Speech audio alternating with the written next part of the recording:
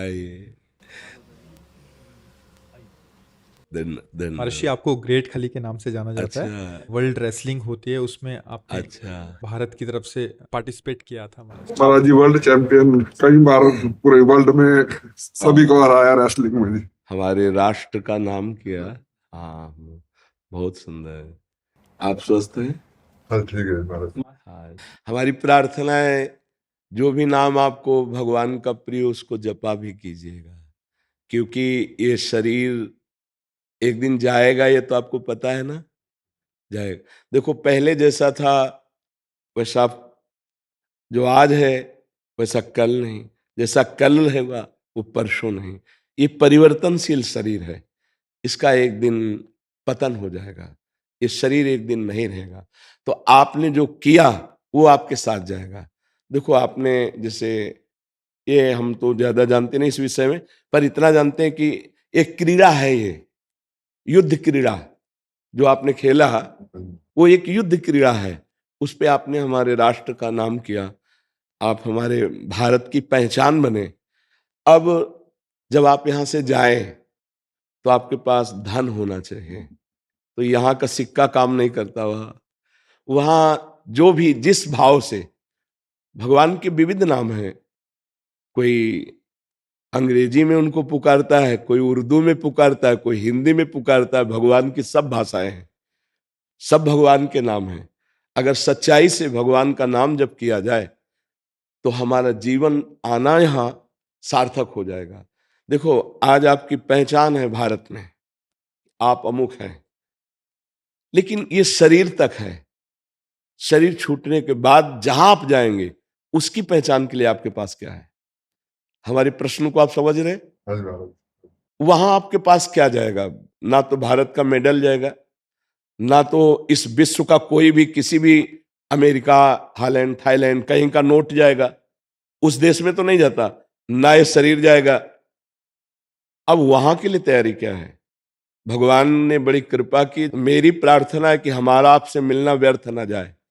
आपको जो नाम प्रिय हो भगवान का, 10 मिनट ही सही आप जरूर जपिएगा। क्या प्रिय है आपको भगवान का, कौन सा नाम? महाराज जी मेरे को पहले मैं मानता जैसे मतलब ना, जैसे भोलेनाथ को मानते थे महाराज। वो एक जैसे बोलते ना एक मंदिर होता गांव का, क्या बोलते हैं उसको, प्राचीन मंदिर मिलता, शिवालय, शिवालय मंदिर जी। सो उसके बाद बस जैसे सत्संग सुनते हैं बहुत ज्यादा, मतलब इतने संत है, सत्संग में बहुत सुनता हूँ शुरू से। अच्छा, सत्संग बहुत काफी सुनता रहता हूँ मैं। अच्छा, ये तो बहुत अच्छी बात है। लेकिन जब उनके हरकतें देखते हैं थोड़े दिन तक, जी। फिर लगता है मन टूट जाता है। फिर जी। मैं सोचा यार मतलब कि भाई सत्संग तो सुनो, जी। लेकिन जो मेरे को अच्छा लगता है वो करूँ मैं। हाँ, नहीं, एक एक यहाँ मैं एक बात आपसे प्रार्थना करना चाहता हूं कि आप मिठाई पसंद करते हैं कि मिठाई वाले को पसंद करते हैं? मिठाई को तो फिर मिठाई वाले से क्या लेना देना? मेरी बात समझ रहे ना भाई? आपने सत्संग सुना, फिर इसके बाद उनकी हरकतें देखी, तो हमें मिठाई वाले से क्या मतलब? वो जो बोलेगा वो सत्य बोलेगा, क्योंकि समाज में बोल रहा है। वो पीछे जो कर रहा है वो भोगेगा, उसका बोया हुआ कर्म है, वो भोगेगा। मुझे मिठाई से मतलब है, ये मिठाई खाता है कि नहीं, ये कैसा है, मुझे इससे मतलब नहीं। मिठाई देखी और उसे खाया तो मुझे स्वाद आया। बात समझ में आई? आप यदि सत्संग सुन रहे हैं तो आपको महान बना देगा सत्संग। हाँ, ये जरूर है कि असली रुपए का ही नकली बनता है, असली रुपए का ही नकली बनता है। यदि हमें नकली नोट मिल चुका है तो असली की खोज करें, मिल जरूर जाएगा। इस सृष्टि में ऐसा नहीं है कि नकली ही नकली। अगर नकली है तो 100% असली होगा, क्योंकि नकली बना ही असली से है। अगर असली ना होता तो उसका नकली निकलता ही नहीं। इसका मतलब असली है। तो यदि आप सुनते रहे तो कहीं ना कहीं, कभी ना कभी तो असली मिल ही जाएगा। और एक बार असली मिल गया तो हृदय का परिवर्तन पक्का समझ लीजिएगा, पक्का परिवर्तन। उसकी पहचान होती है कि उसके सानिध्य मात्र से आपके हृदय में हलचल पैदा हो जाएगी। केवल प्रवचन नहीं होता, उसका जीवन होता है, उसमें पावर होता है। जैसे केवल आपकी बात नहीं, आपकी भुजाओं में पावर है, हमारी जबान में पावर होगी, हमारी अध्यात्म में पावर होगी। आपका परिवर्तन न कर दे तो उपदेश कैसा है? क्योंकि अगर जीवन में सत्य है तो उस वचन का प्रभाव होगा, और सत्य नहीं है तो वचन का प्रभाव नहीं पड़ेगा। वचन का प्रभाव तभी पड़ेगा जब अन्य कोई लालसा नहीं, एक सत्य की लालसा है। तो आप क्या जपते हैं आप? मैं अभी तक तो कुछ नहीं जपता, मैं अभी तो नहीं, आज से आपको नियम लेना पड़ेगा। ठीक है जी। हमारे पास आए हैं नहीं बिल्कुल, मैं उसके एक्चुअल में उसकी खोज में था जी, कि भी मतलब क्यों जैसे बोलते ना कि भूत प्रेत, ये बोलते देवी देवता, मैं सोचता यार मतलब कभी मेरे को एक बार दिखे तभी मानूंगा मैं। पंचभूतों से बना है ना ये। एक दो भूत देख के क्या करोगे? 5 भूतों से बना है ये, सुना है नहीं? पंचभूतों से रचित शरीर है, पर इन्हीं भूतों से मुक्त हो जाओ तो परमात्मा स्वरूप आप हो, जैसा वो प्रश्न कर रहा था। आप और परमात्मा में इतना अंतर नहीं है। जैसे 1 चम्मच गंगा जल या 1 टैंकर गंगा जल या गंगा जल की धारा आप बोलोगे क्या? गंगा जल बोलोगे ना, तो जीव परमात्मा का अंश है ना। तो अंश का मतलब क्या हुआ? भगवत स्वरूप। अब इस शरीर में राग होने के कारण फंस गए। कोई भूत प्रेत, कोई भी इधर उधर जो भागने की दृष्टि मत लाओ। एकमात्र परमात्मा के सिवा कुछ नहीं, वही नाटक कर रहा है, वही स्त्री बना हुआ है, वही पुरुष बना हुआ है, वही ये पंचभूत। 1-2 भूत, इन्हें पंच महाभूत कहते हैं। पंच महाभूतों से रचित शरीर, सुना है आपने कि नहीं? ये शरीर पंच महाभूत है। छोटे मोटे भूत क्या कर लेंगे यार? छोटे मोटी शक्तियों की क्या? आप परमात्मा के अंश है, जिनसे अनंत शक्तियों का विस्तार होता है। तो आपको किसी की बातों में नहीं आना। बिल्कुल महाराज, यही सुना कि भी हम मतलब हमारे अंदर खुद भगवान है। हाँ पक्का। तो भगवान तो जैसे बोलते हैं भी मंदिर क्यों जाऊं हाँ, मैं किसी के उधर क्यों जाऊं, अब आपको सिर्फ सत्संग सुनता हूँ। हाँ, आपको एक बात है, आपके अंदर सारी विद्या पहले भी विद्यमान थी, लेकिन ककारा पढ़ना पड़ा ना, मास्टर के पास जाना पड़ा ना, इसके बाद आप पीएचडी कर पाए। विद्या तो पहले भी थी। ऐसे ही भगवान हैं, जैसे बहुत समझदारी से दूध में घी है, पूड़ी बना के दिखाओ, नहीं बनेगी ना। उसकी प्रक्रिया है, दूध का दही जमाओ, दही का मक्खन निकालो, मक्खन को गर्म करो, अब घी बन गया, पूड़ी निकाल लो। ऐसे ही परमात्मा है, उसकी प्रक्रिया है। वो प्रक्रिया संत महात्माओं के समीप जाने से, उनके वचनों से, प्राप्त उपासना की क्रिया से, तब वो अंदर प्रकाशित हो जाता है। वो है तो जैसे दूध में घी। मेहंदी का पत्ता देखा है? उसमें कभी लाली मिली है? खोज लेना, फिर मंगा के देख लेना। अगर एक रेशा लाली दिखाई दे तो बताना, लेकिन प्रक्रिया से जब उसको हाथ में लगाओ और फिर धो तो लाली ही लाली रहेगी। ऐसे ही परमात्मा है। कभी देखा है तुमने? नहीं। प्रक्रिया करोगे, साधना करोगे, यही दिखाई देगा। सबसे बड़ा मंदिर आपका हृदय है। बाहर घूम आओ और अगर अंदर के ठाकुर को नहीं पहचाना, यहां भगवान को नहीं देखा, कहीं नहीं मिलने वाला, और यहां देख लिया तो कुत्ते में भी वही दिखाई देगा, दूसरी जगह ले दिखाई देगा। समझ पा रहे आप? बिल्कुल महाराज, उसी की खोज पे हूँ मैं अभी तक भी। मतलब कैसे मतलब से मतलब कनेक्ट हो। हाँ, पहली सीढ़ी हमारी प्रार्थना, मान लीजिए नाम जप है। तुम्हें नाम कौन सा प्रिय है? मैं तो सारे को मानता हूँ, मतलब एक पकड़ना पड़ेगा, एक नाम पकड़ो। महाराज जो आप बोले उसको पढ़ो। देखो, हम तो आशिक हैं वृंदावन के, और हमारा तो राधा राधा राधा राधा, तुमने सुना ही होगा। हमारा तो राधा राधा। पर महाराज जी मतलब जैसे राधा राधा बोले, भोलेनाथ का नाम जपे, बात तो एक ही है जी। तो उसमें से एक ही न जपना पड़ेगा, या मतलब जब तक एक में प्रीति नहीं होती, जैसे दूध की रबड़ी, दूध का अढ़ोता किया ना, और वो पेड़ा, फिर बर्फी, है तो सब दूध ही, लेकिन अपनी पसंद क्या है, पसंद क्या है, इसमें देखना पड़ेगा। ब्रह्म के कोई भी अक्षर ऐसा नहीं जिसमें ब्रह्म ना हो। जैसे देखो, आ शब्द है, आ तो का, खा, गा, घा, अंगा, चा, छा, आ विराजमान है ना। आप राधा बोलो, शिव बोलो, राम बोलो, कृष्ण बोलो, सब वही है, पर प्रीति तो एक नाम में होगी ना। गा हम सब जग सकते हैं, लेकिन जब प्रेम होगा तो एक से होगा। तो एक कोई नाम चयन कर लो और जिसको बार बार रटो। तो जैसे 2 लकड़ियों के घर्षण से उसमें अग्नि नहीं है, पर अग्नि पैदा हो जाती है। ऐसे ही जब हम अपनी जबान से नाम जप करते हैं, राम राम राम, शिव शिव शिव, कृष्ण कृष्ण कृष्ण, हरि हरि हरि, राधा राधा राधा राधा, तो हमारे अंदर एक दिव्य शक्ति पैदा होती है। उसी शक्ति से सब कुछ दिखाई देने लगता है। एक परमानंद में प्रभु जो सबके अंदर छुपे हुए हैं, हम उनका साक्षात्कार करते हैं। बचपन से इस मार्ग में लगे हैं, बिल्कुल अनुभव की बात कह रहे, अगर पकड़ लो तो पार हो जाओगे। एक नाम पकड़ लो, तुम्हें जो नाम प्रिय लगे, छूट है। हमारे प्रभु के अनंत नाम है, पर पकड़ना एक पड़ेगा। बोलो क्या पकड़ोगे? मैं आपको नेक्स्ट टाइम आऊंगा तो मैं पूरा पर नेक्स्ट टाइम तक के लिए हम आपको खाली नहीं रहने देंगे। अगर आप आए हैं तो चाहे 10 मिनट जपे या 20 मिनट जपे, पर एक नाम आपको अब लेना पड़ेगा कि मैं शिव शिव बोलूंगा, राम राम बोलूंगा, कृष्ण कृष्ण बोलूंगा। फाइनल में जो होगा सो बाद में बताना। बोलो आप। राधे राधे।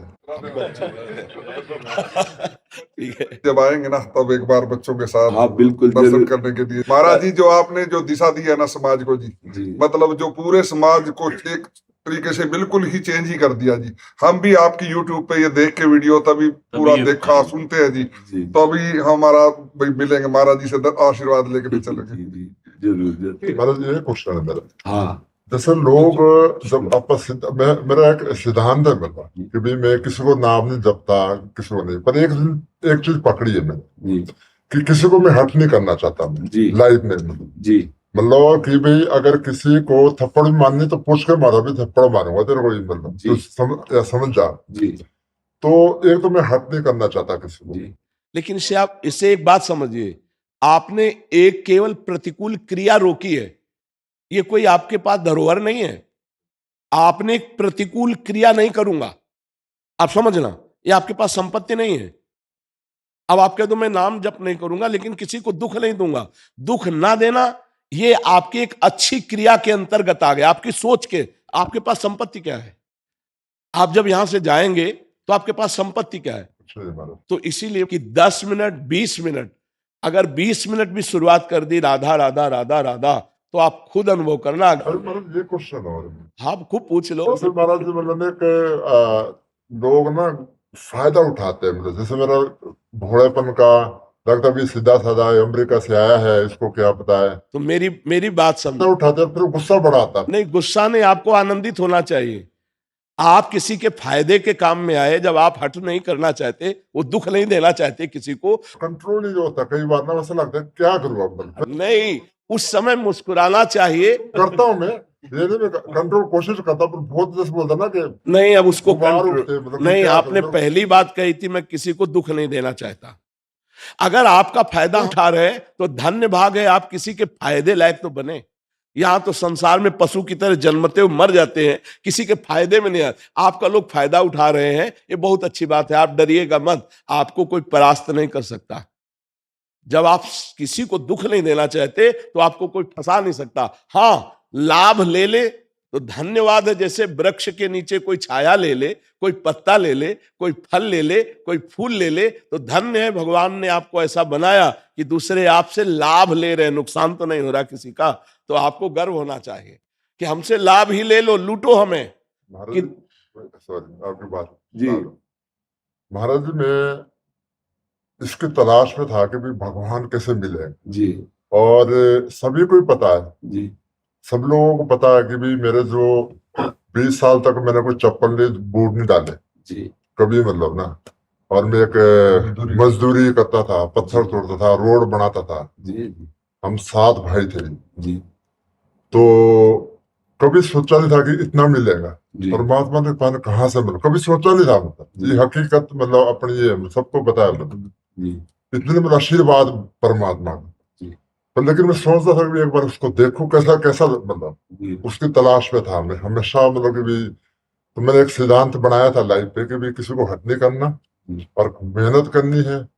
और बस वो एक था जो गुस्से का था ना, जो कोई गलत कुछ करना, फिर लगता भी अगर हम गलत सही जाएंगे तो फिर कैसे आगे। नहीं, इसके लिए भी हमने सत्संग में बोला है कि जब तक हम सह सकते हैं कि हमारे धर्म पर, हमारे समाज पर, हमारे राष्ट्र पर कोई आंच नहीं आती, तब तक हम सह सकते हैं। अगर हमारे धर्म पर, हमारे राष्ट्र पर, हमारे समाज पर आंच आने वाली हो तो फिर हम उसका डट के विरोध करेंगे, फिर नहीं सहेंगे।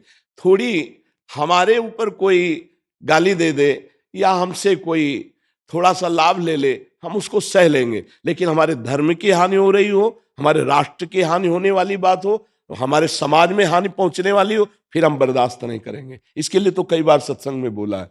तो आप देखो, गंभीरता पूर्वक एक बात समझ लीजिए कि यदि आपसे कोई छल कपट कर रहा है तो आपको पता है कि आदमी छल कपट कर रहा है, पता लग जाता महाराज। फिर एक बार के बाद दोबारा आप उसका संग मत कीजिए, चाहे वो कोई भेष में हो, चाहे वो किसी विदेश में हो। एक बार तो देख लिया कि आप हमारे से छल कर रहे हैं, और आपको सच्ची बताएं, सत्य कभी पैसे से बिकता नहीं, और जो पैसे से मिलता है वो सत्य होता नहीं, बस इतनी बात समझ लेना। अध्यात्म कभी पैसे में बिकता नहीं, और जो पैसे से मिलता है अध्यात्म होता नहीं। अगर ये बात पकड़ लोगे तो कभी छल कपट में फंसोगे ही नहीं। पैसा देके यदि आपको सत्संग सुनने को मिले तो आपके पास पैसे का गर्व रहेगा, सत्संग का लाभ नहीं।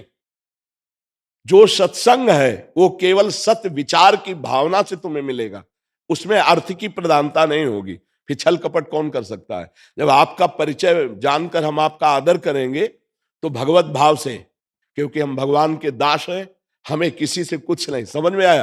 अब आप प्रश्न करो और उत्तर लीजिए, और आपका जीवन मंगलमय हो, ये आशीर्वाद हमसे लीजिए। आपकी जेब से कोई मतलब नहीं है। अनंत ब्रह्मांडों के स्वामी के हम दास हैं, जिसके लक्ष्मी चरण चापती रहती है। और हमको अगर ये भरोसा हो जाए कि अमेरिका से आए, हालैंड से आए, हमें कुछ देंगे, तो धिक्कार है हमारे ज्ञान को, हमारे वैराग्य को, हमारी भक्ति को। फिर तो छल कपट ही रह जाएगा। हाँ, इसलिए सावधान होकर अपने मार्ग में चलिए। महाराज ये क्वेश्चन, माला जपना जरूरी है, कर्म करना जरूरी है? बिना नाम जप किए कोई सत्कर्म टिकेगा नहीं। कर्म दो प्रकार के होते हैं, एक शुभ कर्म, एक अशुभ कर्म। अशुभ कर्म माने पाप कर्म, शुभ कर्म माने पुण्य कर्म। एक है सोने की जंजीर, एक है लोहे की जंजीर। सोने की जंजीर से बांधने तो आप बंध जाओगे, लोहे की जंजीर से बांधने तो बंध जाओगे। अब हम शुभ और अशुभ दोनों से मुक्त होकर परमानंद प्राप्त करना चाहते हैं। उसके लिए कर्म करते हुए नाम जप जरूरी है। मामुनुस्मर युद्ध चे, भगवान आदेश कर रहे हैं, मेरा स्मरण करते हुए युद्ध रूपी कर्म कर। क्या चला जाएगा? अगर राधा राधा बोल करके कुश्ती लड़ रहे हो, राधा राधा बोल करके जो भी काम कर रहे, अंदर राधा राधा चल रहा है। माला चलाने की बात नहीं कर रहा हूं, अंदर राधा राधा चल रहा है, स्मरण नाम का चल रहा है, और कार्य कर रहे हो। इससे बड़े महात्मा और क्या हो सकते हो? ये नाम तुम्हारे साथ जाएगा। दान पुण्य एक शुभ कर्म है, पाप अधर्म एक अशुभ कर्म है। दोनों का फल है एक दुख और एक सुख। सुख जैसे अभी आप बोले, दुख जो पीछे बोले कि चप्पल भी नहीं थी, पत्थर तोड़ करके कर, तो वो उस समय का कर्म था। आज तुम्हारा पूर्व का पुण्य फलीभूत हुआ, समाज में सम्माननीय और राष्ट्र के गौरव कहे जा रहे हो। ये कर्म है केवल, लेकिन इससे मोक्ष मिल जाएगा, भगवान मिल जाएंगे ऐसा नहीं। उसके लिए नाम जप करना पड़ेगा, नाम जपना बहुत जरूरी है, उसके बिना नहीं बनेगा। तो आप चाहे 20 मिनट ही जपिए, 10 मिनट जपिए, पर राधा राधा राधा राधा। महाराज उसका ऐसा कोई टाइम, ऐसा पर्टिकुलर कोई नहीं, कहीं भी हम नहाने धोने के लिए नहीं बोल रहे। अगर आपको टाइम ना हो, ठीक है, कभी भी कहीं भी कैसे भी, ठीक है महाराज। आपका जब अंदर से राधा राधा राधा बोलोगे ना, वो सत्य वस्तु जमा होने लगेगी। एक दिन आप देख लेना। ठीक है महाराज, मैं आज से स्टार्ट करूंगा। लेकिन महाराज जो माला जपते उसका क्या मतलब? उसमें संख्या में प्रियता बढ़ती है। जैसे आज हमने 20 बार जपा, माला में 108 है, अब हम 10 माला जपने लगे तो हमें और लोभ बढ़ेगा। 15 माला जपेंगे, 50 माला जपेंगे। बकाया माला से भगवत प्राप्ति नहीं, जप से भगवत प्राप्ति है। हम लोग प्रायः देखो, सबको यही आदेश किए, श्वास की माला से जपो, अभ्यास करो इस माला से, और फिर श्वास श्वास। जैसे हमारी राधा राधा राधा राधा माला चल तो रही है, श्वास चल रही नहीं। एक ऊपर गई फिर नीचे आई, ऊपर गई तब राधा, नीचे गई तो राधा। चाहे आप जो कार्य कर रहे हो, श्वास श्वास नाम जब करने लगो तो भगवान की निश्चित प्राप्ति हो जाएगी। ठीक है, धन्यवाद।